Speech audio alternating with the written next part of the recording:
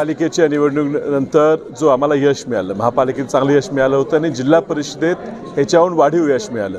आम्ही लढत असताना भाजपला, जे भाजप म्हणत होते की आम्ही 34-35चा आकडा गाठू, त्याला 16च्या आकड्यावर रोखण्यात आम्हाला यश आलं. अर्थात सत्तेचा पूर्ण दुरुपयोग करून, पूर्ण वापर करून ह्या ठिकाणी मॅन्डेट, लोकांचा कौल हिसकावून घ्यायचा प्रयत्न खूप केला गेला. आमिष दाखवली गेली, सगळे प्रकार केले गेले, दबाव टाकले गेले. पोलिसांचा वापर करून रात्री जेवणाच्या ठिकाणी जमलेल्या आणि राहत असलेल्या लोकांनासुद्धा त्रास देण्यात आला. आणि ह्या सगळ्यातून आज आमचे सदस्य ह्या ठिकाणी धाडसाने येऊन स्वतः, आम्ही त्या ठिकाणी यायची गरजही नव्हती, मात्र विद्यमान 2 आमदार, माजी खासदार हे ह्या ठिकाणी ह्या प्रक्रियेत हस्तक्षेप करण्यासाठी गॅलरीमध्ये येऊन बसून दबाव टाकूनसुद्धा लोक आमच्यावर राहिलेली आहे. आज 34चा आकडा मिळून अध्यक्ष उपाध्यक्ष निवडून आलेले आहेत. आता येणाऱ्या सभापती निवडी त्याच्या पुढच्या काळात हा आकडा वाढत जाणार.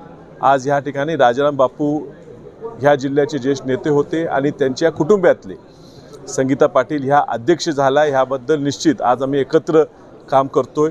ज्या राजाराम बापूंच्या बद्दल काही अपशब्द वापरले गेले, जनतेने हे उत्तर दिलेलं आहे आणि त्यातून त्यांच्याच घरातल्या आज कन्या आज ह्या ठिकाणी अध्यक्ष झालेले आहेत. आणि स्वर्गीय डॉक्टर पतंगराव कदम साहेब, ज्यांच्या खूप मोठं योगदान ह्या सांगली जिल्ह्याच्या, ह्या राज्याच्या विकासासाठी आहे, त्यांचा नातू आज ह्या ठिकाणी उपाध्यक्ष झालेला आहे. हा वसंतदादा कुटुंबियांना आणि सर्व सांगलीकरांना खूप मोठा अभिमान आणि आनंद आहे.